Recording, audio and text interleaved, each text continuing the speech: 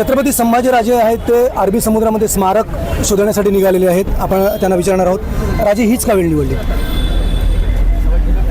एक तर स्वराज्य पक्ष या आठवड्याच्या अगोदर रजिस्टर झालंय आणि म्हणून प्रतिकात्मक आंदोलनाचा हा आमचा पहिला टप्पा होता आणि तो निवडलाय. पण असं नाही की मी हा विषय केव्हा घेतला नाही. जसं गडकोट किल्ल्यांचे मी 10-15 वर्ष मी विषय घेतो आणि संवर्धन व्हावे सगळे महाराष्ट्राचे किल्ले, त्यासाठी माझा प्रयत्न. त्याचप्रमाणे ज्यावेळी 2016ला या स्मारकाचं जलपूजन झालं नरेंद्र मोदींचे, असं मी स्वतः तिथे हजर होतो. आम्ही कौतुक केलं त्यावेळी.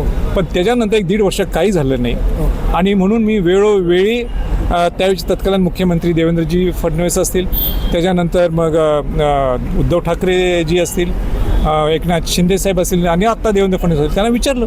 कोणाच्याकडे उत्तर नाही. उत्तर एकच की ते कोर्टात अडकलं आहे. म्हणजे कोर्टात अडकणं हा विषयच का बोला. तुम्ही खऱ्या अर्थाने पंतप्रधानांना ज्यावेळी बोलवता त्यावेळी सगळे परमिशन्स क्लिअर असल्याशिवाय तुम्हाला पंतप्रधानांना बोलवणंच हे चुकीचं आहे. म्हणजे आज जलपूजन करून घेतलं घाई गडबडीने, कारण का पुढं निवडणुका होत्या म्हणून, आणि आज तुम्ही म्हणता ते अडकले. असं नाही चालणार ना. म्हणजे तुम्ही मला विचारता की काय इलेक्शनच्या समोर करताय, त्यांनी काय केलंय.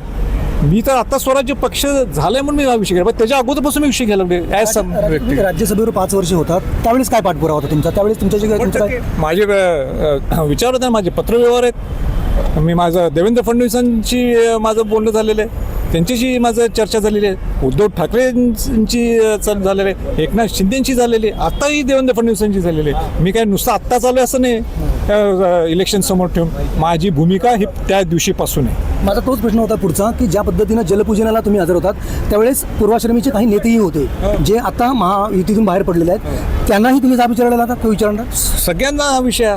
उद्धव ठाकरेंचं नाव मी काटकोट केलं. उद्धव ठाकरे 2.5 वर्ष मुख्यमंत्री होते, त्यांनी काय केलं त्यांनी सांगायला पाहिजे.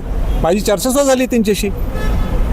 आणि पूर्वी सुशीलकुमार शिंदे, अशोकराव चव्हाण असताना त्यांनी घोषणा केल्या होत्या. घोषणा त्यांनी काही पुढे नेलं नाहीत म्हणून 2014ला भाजपनी आपल्या जाहीरनाम्यात घेतलं होतं आणि म्हणून 2016ला पंतप्रधान. एक महत्त्वाचा मुद्दा या ठिकाणी निवडलात, म्हणजे स्मारकाचा मुद्दा तर आहेच, मतलब गडकोट किल्ल्यांचा अत्यंत गंभीर अशा प्रकारचा मुद्दा आहे. तुम्ही रायगडावरचे स्मारक त्या रायगड किल्ल्याच्या समितीचे अध्यक्ष आहात. काय तुम्हाला वाटतं, चित्र बदललंय गडकोट किल्ल्यांचं? तुमचा पाठपुरावा? अजिबात बदललं नाही. एक माझी स्वतःची प्रशंसा करायची नाही, पण मी रायगडच्या मागं लागल्यामुळं ते प्राधिकरण स्थापन झालं आणि आज तिथं काम चालू आहे. म्हणजे 350वा राज्याभिषेक सोहळ्याच्या निमित्ताने 450 कोटी रुपये गडकोट किल्ल्यांसाठी आणि उत्सवासाठी देतो म्हटले होते. काय खर्च झालेत, कुठं खर्च झालेत, हे सगळे प्रश्नचिन्ह आहेत.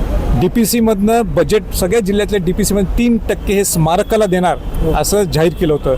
माझा प्रश्न आहे सरकारला की या 3%मध्ये DPCच्या बजेटच्या 3%मध्ये तुम्ही कुठल्या स्मारकाने प्रामुख्याने गडकोट किल्ल्यांसाठी खर्च केले त्यांनी दाखवा मला.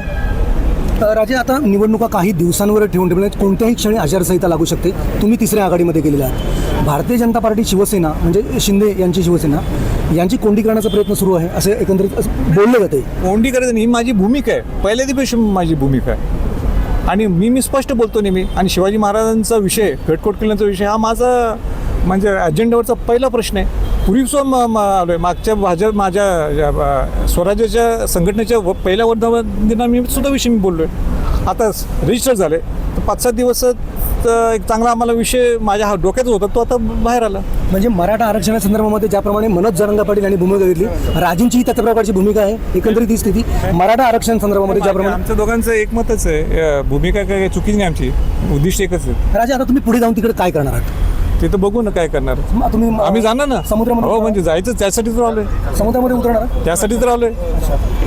तर हे होते संभाजीराजे. ज्या पद्धतीने आपण बघत असाल की आम्ही या ठिकाणी जाब विचारण्याचा प्रयत्न करतो, म्हणजे राजकारण नाही असं त्यांचं म्हणणं आहे. मात्र पुढे या स्मारक शोधातून काय निघतं हे पाहणंही तितकंच महत्त्वाचं असेल. प्रमोद पाटील, न्यूज 18 लोकमत, नवी मुंबई.